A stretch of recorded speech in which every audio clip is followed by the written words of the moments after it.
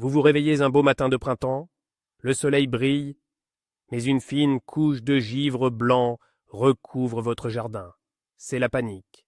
Vos arbres fruitiers sont en fleurs, vos fraisiers commencent à s'éveiller, et ce gel tardif menace de détruire des mois de travail en une seule nuit.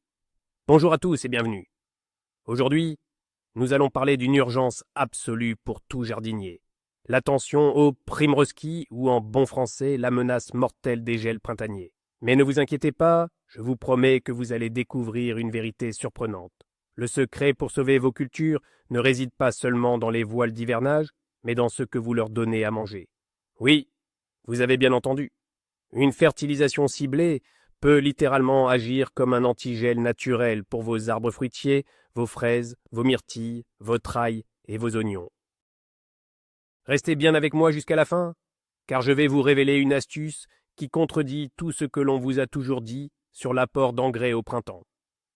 Alors, êtes-vous prêt à transformer vos plantes fragiles en véritables guerrières du froid? Dites-moi dans les commentaires si vous avez déjà perdu une récolte à cause du gel. Je lirai toutes vos histoires.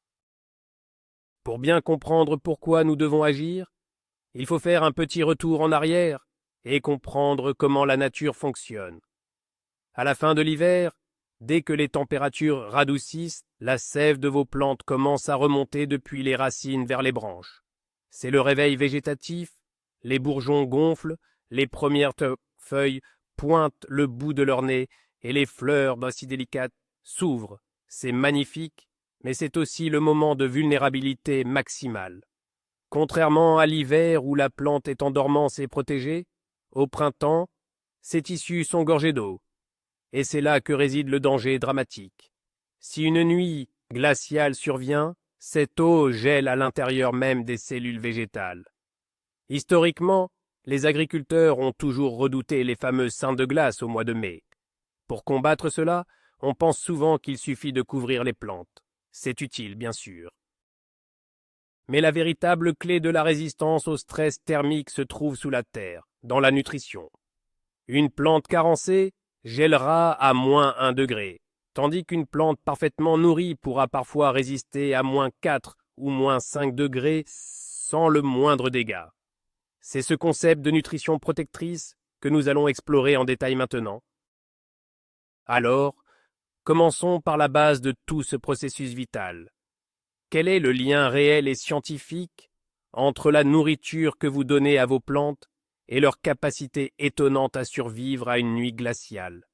Il y a un mythe très tenace chez de nombreux jardiniers amateurs qui affirment que l'engrais ne sert uniquement qu'à faire pousser les feuilles plus vite et à faire grossir les fruits de manière artificielle. C'est totalement faux. En réalité, une nutrition bien ciblée agit comme un véritable bouclier thermique de l'intérieur. Imaginez un instant que les cellules microscopiques de vos plantes sont comme des millions de petits ballons de baudruche remplis d'eau. Si vous laissez ces ballons remplis d'eau pure à l'extérieur pendant une nuit de fort gel, que se passe-t-il inévitablement? L'eau gèle, se dilate avec force, et le ballon éclate en morceaux. C'est exactement le processus destructeur qui tue vos bourgeons d'arbres fruitiers et vos jeunes plants de fraises au mois d'avril. Maintenant, si vous remplacez cette eau claire par un sirop très épais, riche en minéraux spécifiques que nous allons voir, ce liquide mettra beaucoup plus de temps à geler, même si les températures chutent sous 0 degré. C'est la magie d'une fertilisation printanière intelligente et réfléchie. Mais attention, il y a un piège majeur dans lequel il ne faut surtout pas tomber. C'est l'erreur la plus commune, l'excès d'azote au début du printemps. On a souvent tendance à vouloir booster nos plantes en leur donnant des engrais riches en azote dès les premiers beaux jours pour avoir de belles feuilles bien vertes. Il est temps de déconstruire ce mythe dangereux. L'azote stimule une croissance extrêmement rapide, c'est vrai, mais il crée des tissus cellulaires très tendres, gonflés d'eau et incroyablement fragiles. Pour vous donner une image claire, imaginez un culturiste qui aurait des muscles énormes et gonflés, mais dont les os seraient faits de verre fragile. Au moindre choc thermique, tout s'effondre. C'est particulièrement critique pour vos arbres fruitiers, comme les pommiers ou les cerisiers.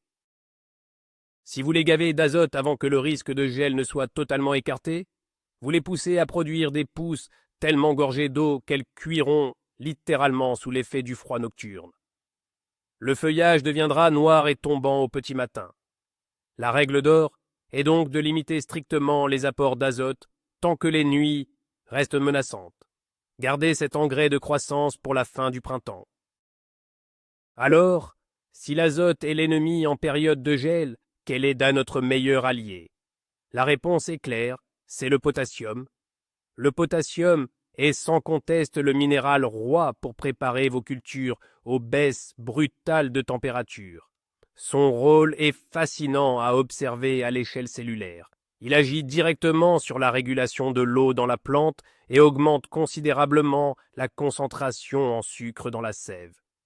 Pour illustrer ce phénomène, pensez à l'hiver sur nos routes. Que faisons-nous pour empêcher l'eau de geler sur le bitume? Nous jetons du sel. Le sel abaisse le point de congélation de l'eau. Le potassium fait exactement le même travail merveilleux à l'intérieur de la sève de vos fraisiers. En augmentant la densité de la sève avec du potassium, vous abaissez son point de congélation bien en dessous de 0 degré. Pour vos fraises, qui poussent très près du sol, là où le froid est le plus mordant, un apport en potassium de manière préventive est une assurance vie inestimable. Un purin de consoude dilué, par exemple, appliqué en arrosage 1 ou 2 semaines avant les risques de froid, peut faire la différence entre une récolte abondante de fraises juteuses et un champ de fleurs complètement noirci par la glace. Poursuivons notre exploration des éléments salvateurs avec un autre pilier fondamental, le phosphore. On l'oublie très souvent lorsqu'on parle de lutte contre le froid, et pourtant son rôle est crucial pour la survie de vos plantations. Le phosphore est le moteur énergétique des racines de la plante. Or, pendant une vague de froid, le sol se refroidit considérablement, ce qui ralentit, voire bloque, la capacité des racines à absorber l'eau et les quelques nutriments disponibles. Si la plante ne peut plus pomper, elle se déshydrate, et le gel fait d'autant plus de dégâts. Imaginez le phosphore comme un puissant générateur de secours pour un grand hôpital lors d'une terrible tempête de neige. Même si tout est gelé autour, ce générateur permet de maintenir les fonctions vitales en activité. C'est particulièrement vrai pour les arbustes à petits tas fruits comme les myrtilles. Ces arbustes ont un système racinaire très fin et superficiel, extrêmement sensible au froid du sol.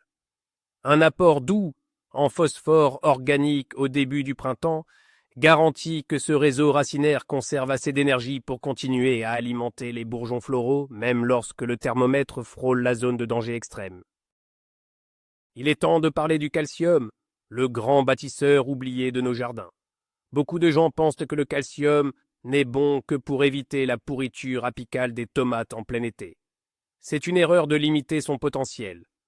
Au printemps, face au primrosky, le calcium est l'élément qui va fortifier et cimenter les parois cellulaires de toutes vos plantes.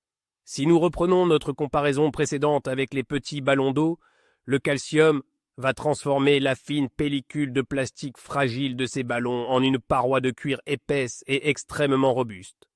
Imaginez simplement que vous essayez de construire une grande maison en briques sans utiliser un bon mortier bien solide. Au premier grand coup de vent ou de froid, les murs vont s'effondrer. Le calcium, c'est ce mortier essentiel. Pour vos grands arbres fruitiers, c'est un point absolument critique. Un manque de calcium rend les fleurs tellement faibles que le moindre degré en dessous de 0 fera avorter la floraison. Une pulvérisation foliaire à base de calcium ou un amendement doux au sol aidera les fleurs de vos pêchers et de vos abricotiers à supporter des conditions difficiles sans tomber prématurément sur le sol glacé. Mais que serait une grande construction sans de bons ingénieurs pour tout diriger? C'est ici qu'interviennent les oligo-éléments, et plus spécifiquement le bore et le zinc. Ce sont des nutriments dont la plante n'a besoin qu'en toute petite quantité, mais leur absence est catastrophique en période de stress thermique. Le zinc agit comme un protecteur des enzymes végétales contre la destruction par le froid, tandis que le bore est le gardien absolu de la fertilité de la fleur. C'est une notion vitale. Lors d'une nuit de gel, ce n'est pas seulement le pétale qui souffre, c'est le pollen à l'intérieur qui meurt. Le bore protège le tube pollinique. Pour vous donner une image forte, ces oligo-éléments sont comme la minuscule bougie d'allumage d'un énorme moteur de camion. Si cette petite pièce de quelques centimètres est défaillante ou absente, l'énorme moteur refusera catégoriquement de démarrer dans le froid. Apporter un complexe d'oligo-éléments par voie foliaire quelques jours avant une vague de froid annoncée sur vos pommiers ou vos poiriers est une stratégie de niveau professionnel qui sauve littéralement les futures récoltes de fruits. Focalisons-nous un instant sur un fruit que nous adorons tous, la fraise. La culture des fraisiers demande une attention toute particulière face au gel, tout simplement à cause de leur position physique. Étant au ras du sol, les fraisiers sont exposés à ce que l'on appelle le gel blanc, là où l'air glacé stagne le plus lourdement au lever du jour.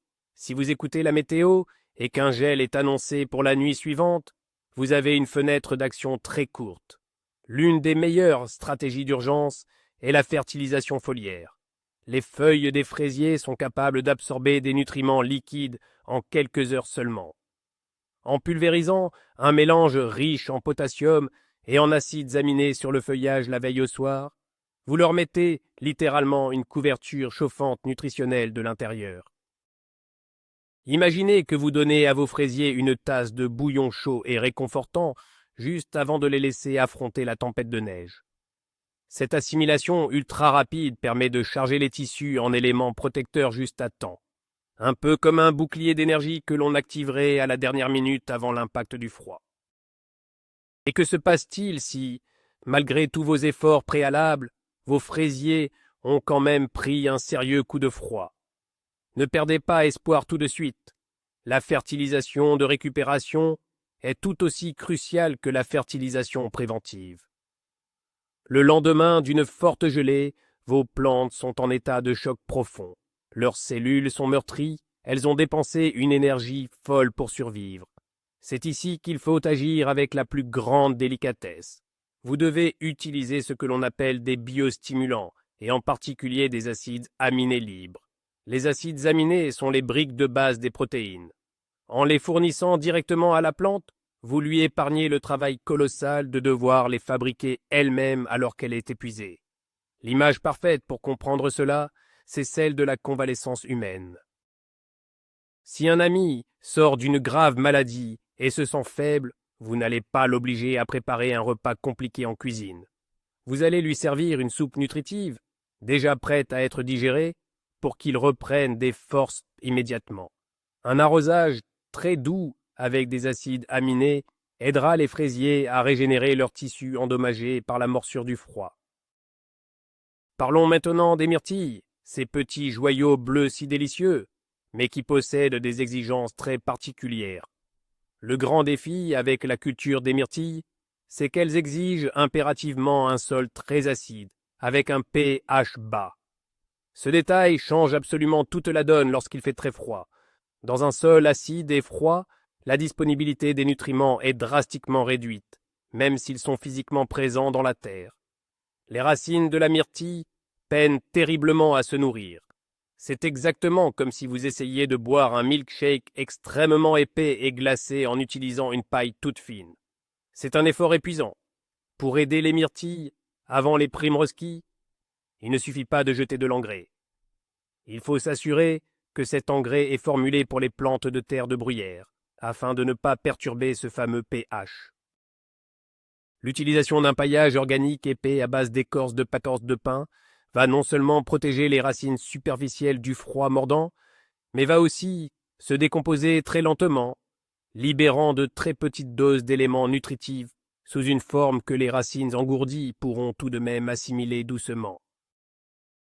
Toujours concernant les myrtilles, il existe une erreur fatale que beaucoup combinent avec une mauvaise fertilisation, c'est la taille trop tardive au printemps. Si vous taillez vos buissons de myrtilles juste avant qu'un gel ne frappe et que vous ajoutez par-dessus un engrais inadapté, vous signez l'arrêt de mort de vos rameaux.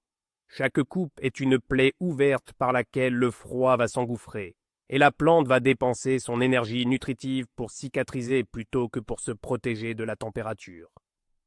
Le mythe de vouloir tout nettoyer au premier jour de printemps est dangereux. La meilleure approche est de les laisser tranquilles, de conserver les anciens rameaux qui offrent une petite protection naturelle contre le vent glacé, et d'appliquer uniquement un engrais riche en potasse d'origine naturelle.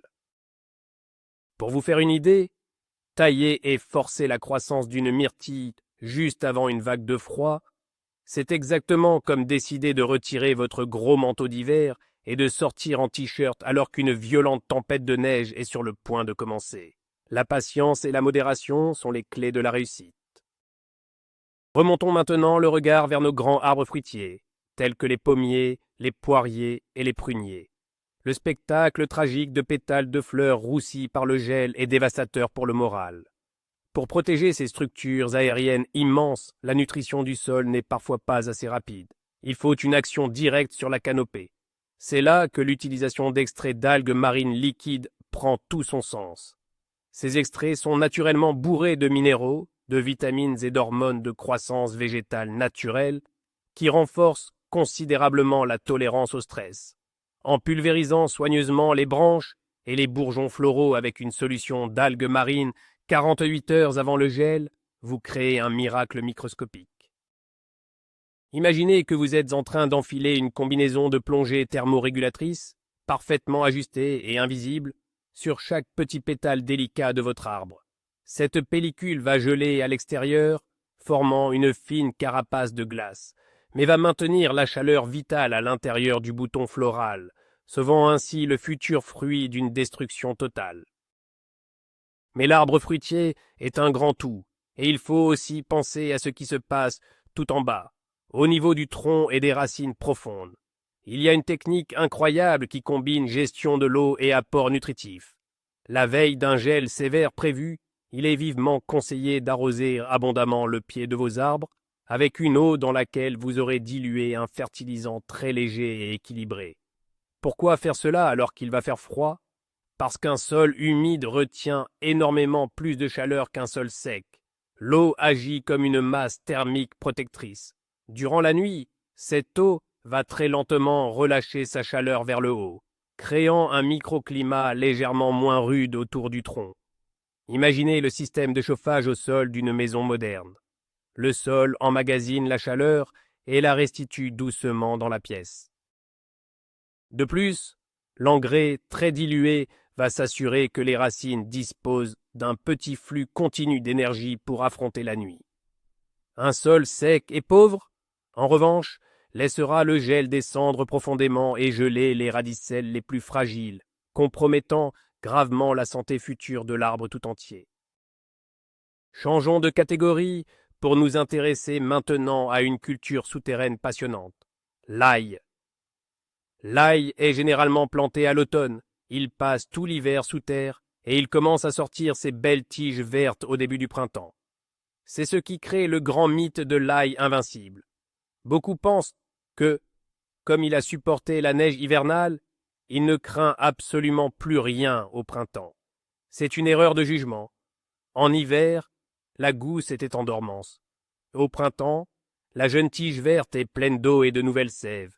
Un gel tardif et brutal peut flétrir ces tiges et ralentir énormément la formation de la future tête d'ail. Pensez à un ours majestueux qui hiberne tout l'hiver. Il est en sécurité dans sa grotte, mais s'il se réveille trop tôt au printemps, qu'il sort et qu'une tempête de glace le surprend alors qu'il est encore faible et affamé, il sera en grand danger. Il faut donc soutenir la reprise de croissance de l'ail avec une fertilisation adaptée pour que son système immunitaire végétal soit au maximum de ses capacités face aux ultimes caprices de la météo hivernale. Pour l'ail, le secret de cette résistance au froid printanier réside dans un élément très spécifique et souvent redouté pour son odeur, le soufre. Le soufre est essentiel à la culture des Aliacées. Non seulement c'est lui qui donne à l'ail son goût si puissant, piquant et caractéristique, mais c'est surtout un composant majeur pour la résistance aux divers stress environnementaux dont le gel. Les composés soufrés agissent à l'intérieur des cellules de la tige verte pour la durcir et la rendre moins appétissante pour le gel. Fournir un engrais contenant des sulfates au début du printemps C'est comme offrir un équipement de survie à votre culture. Imaginez que vous décidez de mettre d'épais sous-vêtements thermiques de haute montagne sous vos vêtements normaux avant de sortir affronter le froid. On ne les voit pas, mais ils changent totalement votre capacité à supporter des températures glaciales. Le soufre joue ce rôle de vêtement thermique interne pour l'ail, assurant que la croissance ne soit pas brutalement stoppée par une nuit à -3 degrés et garantissant de grosses gousses savoureuses pour la récolte estivale. Tout comme l'ail, la culture de l'oignon de printemps nécessite une attention particulière, mais pour une raison un peu différente. Les jeunes oignons ont un système racinaire extrêmement superficiel. Leurs petites racines naviguent dans les premiers centimètres du sol, exactement là où la terre gèle et dégèle le plus violemment au cours des journées printanières. Ces mouvements mécaniques de la terre peuvent cisailler les racines, et le froid direct peut les brûler. Pour contrer cela, la clé n'est pas seulement d'apporter des minéraux, mais d'améliorer la structure même de la terre autour des oignons avec des acides humiques. Ces acides, issus de la décomposition organique, vont lier les particules de sol et retenir les nutriments. Pour vous donner une image claire, l'apport d'acide humique transforme un sol dur et froid en une texture de grosse éponge moelleuse et isolante. Cette éponge protège les racines superficielles des oignons contre les fluctuations extrêmes de température, tout en leur gardant une réserve de nourriture directement accessible, même lorsque la terre en surface est raidie par le givre matinal. Un autre problème majeur avec l'oignon face au gel, c'est l'effet de division ou de montaison prématurée. Si un jeune oignon subit un grand choc thermique, combiné à des apports d'engrais complètement irréguliers, il va paniquer. Pensant que sa fin est proche, il va stopper la croissance de son bulbe et lancer une tige florale pour se reproduire en urgence. Ou alors, le bulbe va se fendre en plusieurs petits morceaux inutilisables. Pour éviter ce désastre, il faut fuir les engrais chimiques à libération flash. La stratégie gagnante est l'utilisation d'une matière organique très équilibrée et à libération extrêmement lente. Imaginez la différence entre manger un gros morceau de sucre blanc pur et manger un grand bol de flocons d'avoine complet le matin d'une rude journée d'hiver. Le sucre donne une énergie violente qui retombe aussitôt, vous laissant tremblant de froid. Les flocons d'avoine, eux, libèrent une énergie douce, constante et réchauffante tout au long de la journée. Un compost très mûr ou un engrais organique lent fournira cette énergie douce et constante à vos oignons, évitant tout stress lié au pic de croissance lors des périodes de froid. Maintenant que nous connaissons les bons nutriments, parlons de la précision du chronomètre, car le moment de l'application est tout aussi vital que le produit lui-même. Vous devez devenir un expert de la météo locale. Scruter les prévisions est une obligation. La fenêtre magique pour appliquer une fertilisation foliaire préventive contre le gel se situe environ 48 heures avant la nuit critique. Pourquoi ce délai précis? Parce qu'il faut du temps à la plante pour absorber le produit par ses feuilles ou ses racines, l'assimiler dans son système vasculaire et produire les composés protecteurs internes. Si vous pulvérisez votre solution anti-gel à base de potassium ou d'algues juste au moment où le soleil se couche et que la température tombe à 0, c'est complètement inutile. Le produit va geler sur la feuille avant même d'entrer. C'est exactement comme attendre d'avoir une migraine insupportable et explosive pour enfin décider d'avaler un cachet d'aspirine. L'aspirine mettra du temps à agir et la douleur aura déjà fait ses ravages. L'anticipation de 48 heures donne à vos cultures le temps nécessaire pour métaboliser leur bouclier naturel. Je dois aussi vous mettre en garde contre un réflexe de panique très humain, la surfertilisation. Lorsqu'un jardinier débutant voit la météo annoncer un gel terrible, il a souvent tendance à se dire que s'il double ou triple la dose d'engrais, la plante sera 2 ou 3 fois mieux protégée. C'est une erreur gravissime qui conduit à un désastre certain. Une surcharge soudaine de sels minéraux dans la terre autour des racines va provoquer un choc osmotique violent. Au lieu d'aider la plante, vous allez littéralement brûler ses racines par toxicité, la rendant totalement incapable de boire la moindre goutte d'eau. C'est une véritable ironie tragique. Pour illustrer cette folie, imaginez une personne qui a très soif dans le désert. Si, pour la sauver, vous l'obligez à boire de force et d'un seul coup 5 litres d'eau, vous allez provoquer un œdème et probablement la tuer. La modération est absolue. Respectez scrupuleusement les dosages indiqués sur les produits naturels que vous utilisez. Une petite quantité bien équilibrée sera infiniment plus salvatrice qu'un déversement toxique massif dicté par la peur de perdre vos récoltes printanières. Et pour ceux d'entre vous qui préfèrent les méthodes entièrement faites maison, sachez qu'il existe d'excellents fertilisants antigel que vous pouvez fabriquer vous-même. La cendre de bois, par exemple, est un véritable trésor naturel, incroyablement riche en potassium protecteur. Vous pouvez la saupoudrer très légèrement autour de vos pommiers ou de vos fraisiers. Mais attention, souvenez-vous de la règle du pH. N'en mettez jamais, au grand jamais, autour de vos myrtilles, car la cendre détruirait l'acidité dont elles ont vitalement besoin. Une autre recette magique est le thé de consoude. En faisant macérer des feuilles de consoude dans de l'eau pure, vous obtenez un liquide sombre, certes un peu malodorant, mais exceptionnellement chargé en minéraux essentiels. C'est le summum de l'économie circulaire au jardin. C'est comme si vous étiez le grand druide de votre potager, capable de concocter une véritable potion magique de survie à partir des simples herbes sauvages qui poussent librement au bord de vos chemins, pour venir au secours de vos cultures les plus précieuses face à la fureur du ciel. Enfin, abordons la toute dernière étape de cette bataille, la phase de récupération, après que le danger soit définitivement écarté. Le gel est passé, le soleil matinal réchauffe doucement l'atmosphère. Que faut-il faire maintenant? Surtout, ne vous précipitez pas sur vos sécateurs. Ne touchez à rien le premier jour. Les plantes ont besoin de temps pour dégeler lentement. C'est seulement quelques jours plus tard que vous pourrez évaluer les véritables dégâts, tailler les parties d'arbres fruitiers qui ont définitivement noirci et relancer la machine de la croissance. À ce moment-là, un apport très léger d'un engrais complet et équilibré, incluant cette fois-ci une petite dose d'azote, va donner le signal du redémarrage. Cette phase est comparable à de la rééducation fonctionnelle. Si un sportif de haut niveau sort d'une blessure musculaire causée par le froid, il ne va pas se lancer dans un sprint violent le premier jour. Il va suivre une physiothérapie très douce, réveiller ses muscles progressivement avec des massages et des étirements. Au jardin, arrosez doucement, nourrissez très légèrement et laissez la formidable force vitale de la nature faire le reste du travail de guérison. Voilà, nous avons fait le tour de cette incroyable stratégie. Le moment décisif de cette vidéo, c'est de comprendre que vous n'êtes pas impuissant face à une chute du thermomètre. L'idée de transformer la sève de vos plantes en un antigel surpuissant grâce au potassium, au calcium et aux oligo-éléments est une véritable révolution pour beaucoup de jardiniers. Les conséquences de cette méthode sont énormes. Au lieu de perdre vos pommes, vos belles poires, vos fraises sucrées ou vos oignons à cause d'une seule nuit funeste, vous devenez proactif.